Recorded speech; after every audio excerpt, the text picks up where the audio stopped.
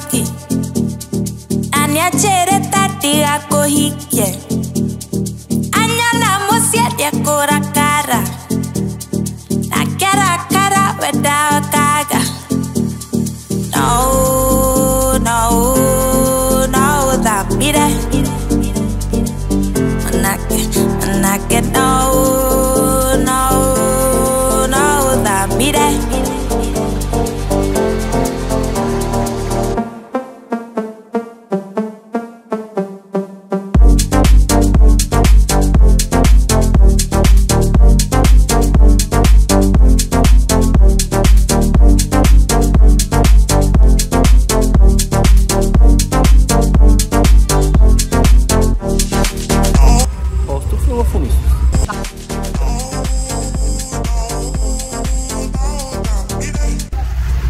След почти 13 часа пътуване и разбира се една нощувка направихме, за която ще разкажем по-късно, пристигнахме на остров.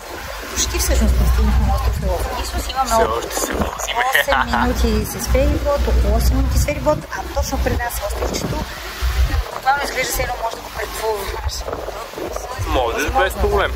Към момента водата е сладкарна на цвят. Гледайте видеото, защото е уникално красиво. Вижте си, заслужава.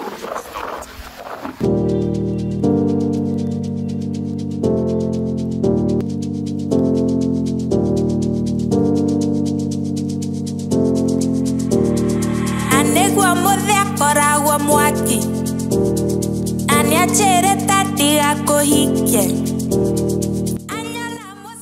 Добре дошли в нашето видео за остров Елафонисос. Измина една година, откакто ние си мечтаехме да посетим този остров и определено си е заслужавало чакането. Островът се намира далеч, на 1100 км от София и на около 60 евро пътни такси в посока. До него не може лесно да стигнете и със самолет. Най-близките летища са в Каламата на над 200 км и Атина на малко повече от 300 км. Повечето посетители го откриват като част от по-голяма опознавателна обиколка на Пелопонез. За сметка на това, островът е само на някакви си 600 метра от сушата. В миналото даже не е бил остров, а полуостров, закачен за опашката на географската област Лакония. Фериботът от Пунда, малък кей насред нищото, близо до град Неаполи, плава едва 10 минути. Остров Елафонисос е с приблизителните размери на остров Амоляни. Също както него има едно единствено градче от селски тип, в което зимуват не повече от 300 до 350 души. Няма особено дълга и славна история, нито културни и архитектурни забележителности. Но има плаж, и то какъв. Плажът с главна буква се нарича Симос и отстои на около 4 км от градчето. Той може да бъде достигнат само на собствен ход, защото обществен транспорт на острова няма. Всъщност това са два плажа, две лазурни подкови, по-малка и по-голяма, разделена от тънък провлак с малък хълм накрая. Възможно е да настъпи известно объркване с имената им. По-малкият е известен с името Симос, малкия Симос или Франгос. По-големият, на който има популярен сред гръцката младеж къмпинг и на който всъщност и ние отседнахме и след малко ще видите цялото ревю за него, има огромни пясъчни дюни и няколко плажни баира. Ще срещнете под имената Мегалио Паралия, голям плаж, големия Симос или Саркинко. Последното име е препратка към пиратите, чието свръщалище е бил остров Елафонисос пред средните векове. Коринският канал не е бил още прокопан и търговските кораби са минавали от тук между бреговете на Пелопонез и по-големият остров Китира, преди да продължат към Атина и Мала Азия. Както и да ги наричате, двата плажа са и истинска прелест. Фин пясък, плитко тюркоазено море, почти никакво строителство и шум наоколо. През последните години отвъд дюните са цъфнали няколко малки семейни хотела. Ниски кедрови горички наоколо. Единствената слабост на това райско кътче е, че в някои летни дни е силно ветровито, но това е риск, който съществува на всеки Егейски остров. Местните се възползват добре и чадър с 2 шезлонга върват около 30 евро през септември месец. Хубавото е, че никой никого не кара на сила и преобладаващата част и от двата плажа е свободна зона.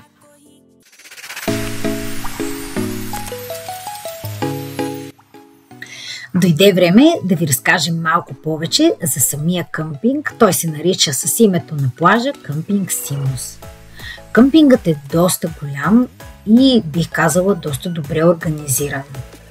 Това лято са имали над 2000 души посетители и над 1000 места за палатки, каравани и кемпери. Ние бяхме втората половина на месец септември и определено беше място и време за почивка. Беше наистина спокойно, но служителите на къмпинга ни разказаха, че през август месец наистина е било натоварено. Местата, както за палатки, каравани и кемпери, са оборудвани с навеси, но когато ние пристигнахме и заради края на сезона, вече бяха премахнати тези платна, които правеха хубава сянка.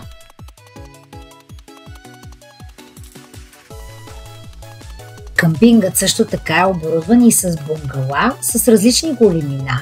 Има с 2 легла, 3, 4, даже мисля, че имаше и с 6. Всяко бунгало има място за паркиране, има си веранда и разбира се баня и тоалетна. Въпреки че беше вече септември месец, бунгалата бяха заети.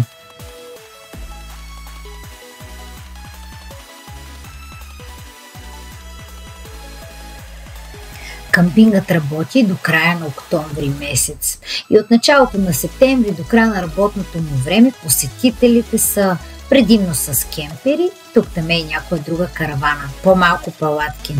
Но интересният факт е, че повечето посетители са от Германия, Италия, имаше и доста от Швейцария и Австрия, разбира се.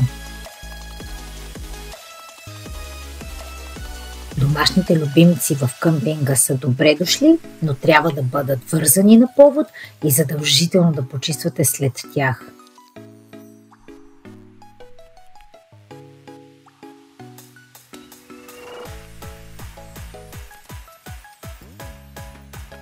Къмпинга също така на разположение има голям ресторант, в който приготвят дневно обедно меню. Сутрин пекат закуски, които са само с 1 евро на по-висока цена от тези, които са в града. Вечер може да си купите отново приготвена храна. Има и страхотна пещ, на която правят няколко вида пици, но наистина със страхотен вкус. Също така има и бар, в който може да си закупите напитки, кафе, коктейли, има и музика. Ние бяхме вече в края на сезона и заведението полека-лека затваряше врати. Пиците работеха, разбира се, бара също.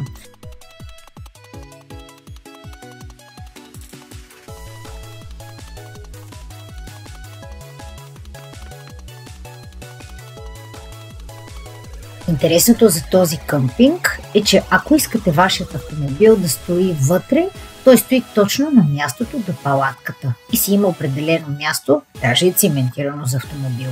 Също така има и външен паркинг, ако не искате автомобилът ви да стои вътре.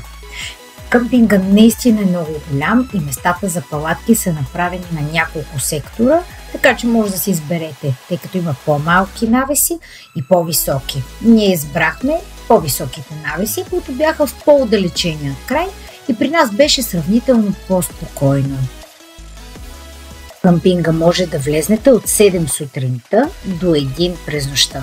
Горе-долу това е и работното време на ферибота, което беше изненадващо за нас.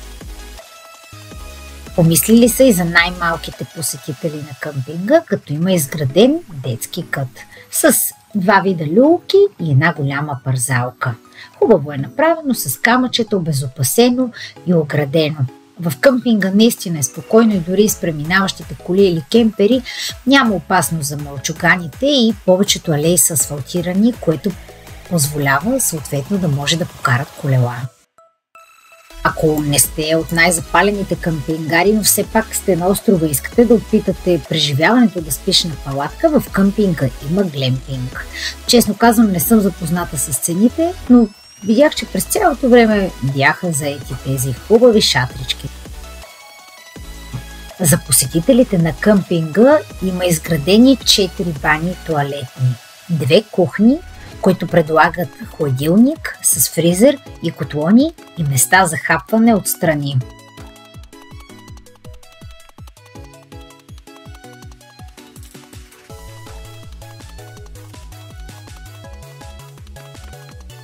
Това е кухненското помещение. Ето го фризера, в който учтиво ни молят да не слагаме вода в него, но това не се спазва. Котлоните, хладилниците.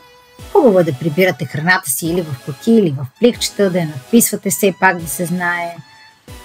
И мивките, помещенията за измиването на посудата.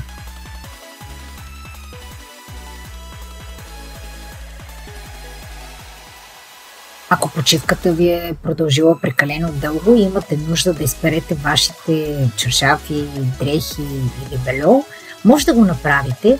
Взимате си чип от рецепцията. Тази година той беше 7 евро и отделно дози прах от магазина. Много удобно. Пералнята е с продължителност час и половина. Може да пуснете една или две, както вие прецените. Къмпинга на разположение има и мини-маркет.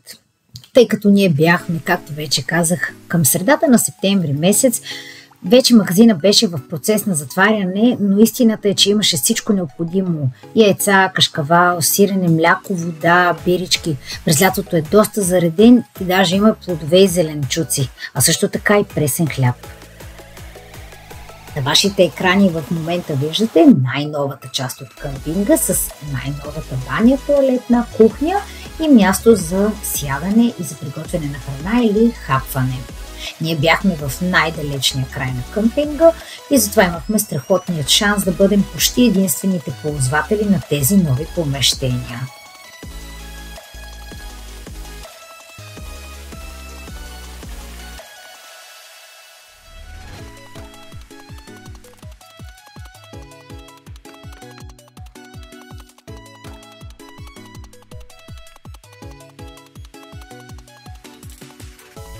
И тоалетните бяха сравнително широки и просторни. И бих казала доста чисти, но все пак това беше извън сезона. Предполагам, че в сезона трудно биха могли да поддържат такава чистота с толкова много хора.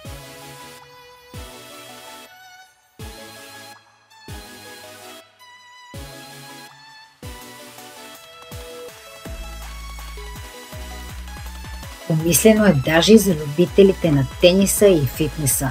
Няма как да загубите своята форма, ако отивате в края на къмпинга и отидете до фитнес площадката.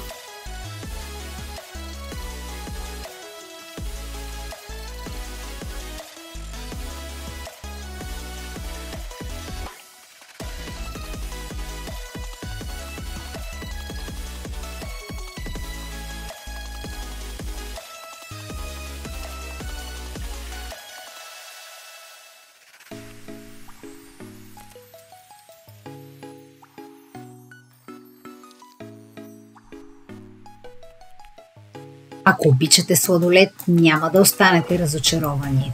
Тук има страхотна витрина с доста голям избор. Да, вярно, отново е края на сезона, но първите дни имаше повече видове. Определено си заслужава и трябва да се пробват. Ето защо. 4 топки сладолед, 10 евро. Като не се мери грамажа, аз се слага директно с юнашката лъжица. Едни порции са съответно не са размерни. Едната е малко по-голяма от другата, но са...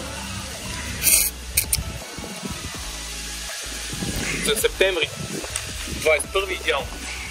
Иначе какво хапва Асен яде сорбе? Плодовите с сорбета. Ягода и манго има сорбе, нали? Както споменах по-рано, в ресторанта има и пеш с пици. Много са вкусни и те си заслужават, както всичко останало на този остров и на този къмпинг.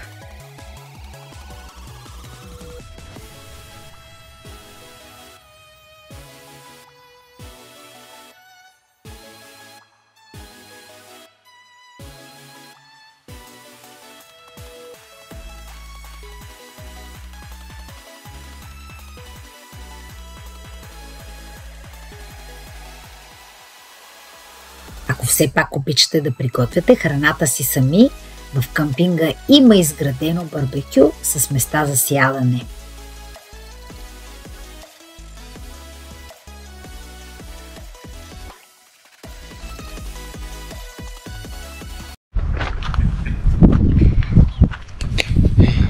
Как оценяваш престоя си на къмпинга?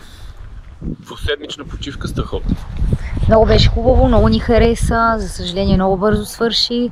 Днес ни е последния ден, който имаме тук и утре сутринта трябва да съберем катуна и да си ходим. Ще направим една нощувка в Волос и се прибираме. Много ни хареса къмпинга, супер е. Поне там, където сме ние и може би защото е празно, ето показвам. За 13 нощувки, за 2 големи палатки, 3 възрастни и 1 дете платихме 615 евро. Направиха ни 60 евро отстъпка, заради това, че платихме кеш.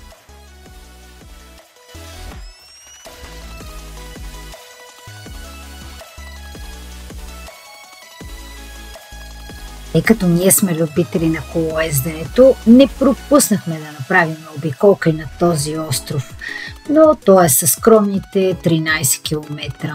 Цялата обиколка на острова.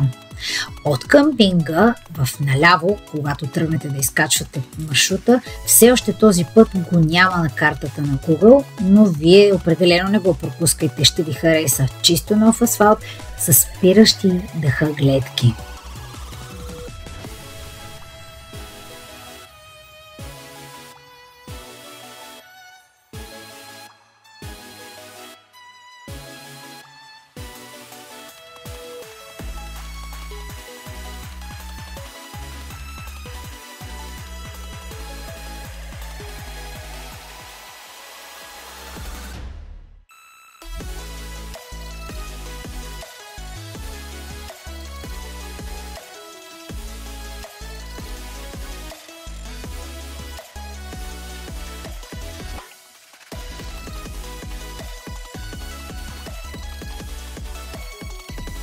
Извън туризма, основен поминък на Елафонисос е риболовът.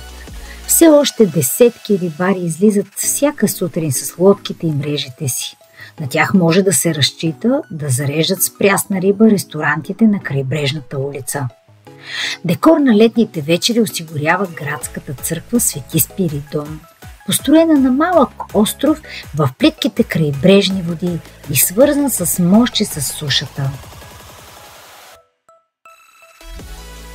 На Елафонисос има 2 банкомата и 1 аптека, а полицай бива командирован от сушата само през туристическия сезон. През зимата няма нужда от такъв.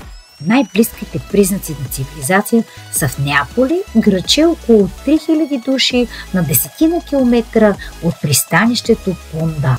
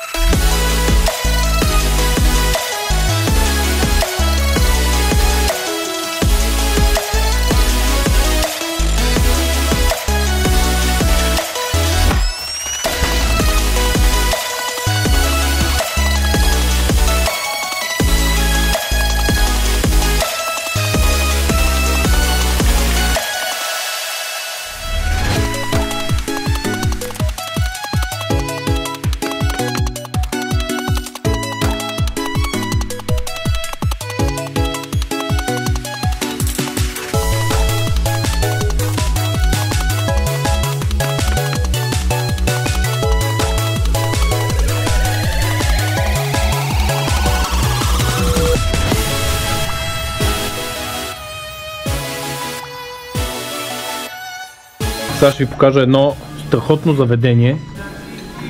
Не е на главната улица на остров Елафонисус в столицата, но е на едно превъзходно място. Всичко е домашно и е много вкусно. Силно препоръчваме.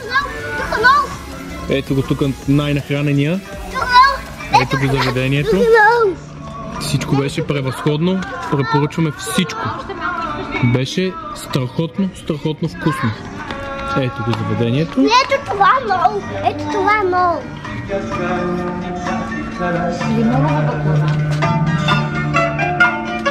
Малко, питно, много хубаво и много вкусно. Намерете го задължително. Силно препоръчваме. Сега ще покажа откъде влизаме. Ето го.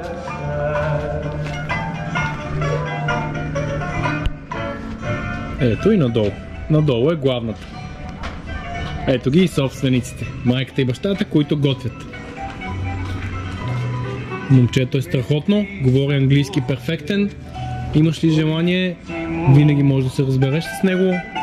Сутринта беше уловил 20 кг риба тон и ни препоръча горещо салатата с риба тон. Беше страхотна.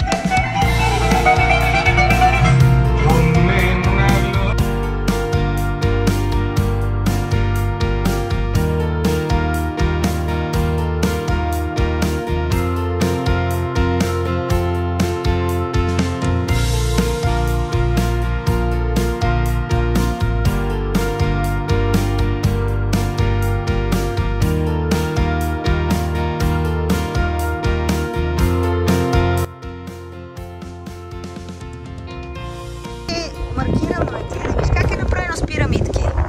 Виждаш ли? Айде, ще се качим ли на пещерата?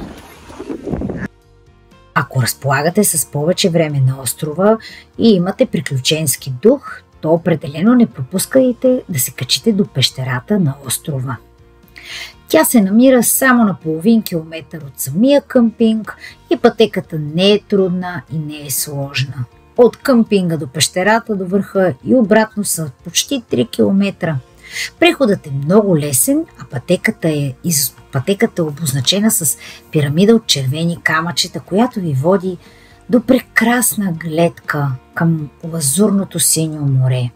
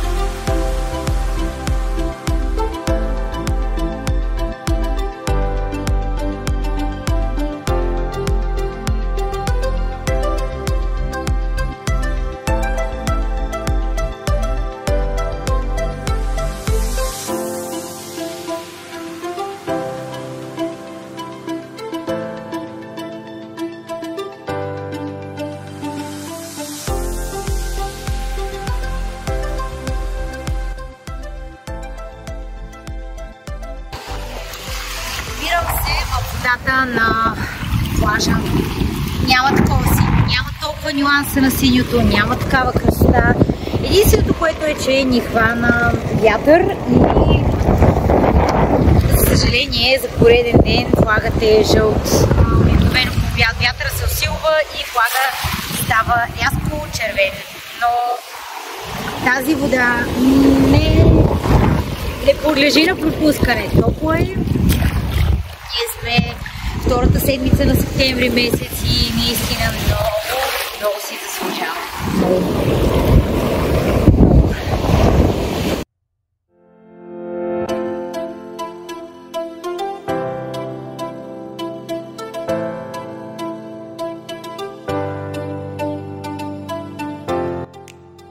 Фериботът плава около 8 минути, а цената за една кола, ремарке, и за 3 възрастни едно дете беше 30 евро.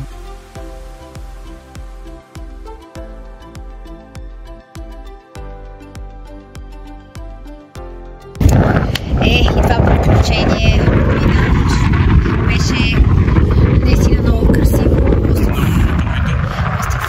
Исус определено остава в нашите сърца и със сигурност, може би някога, когато пообиколим още много неща, пак бихме се върнали с огромно удоволствие.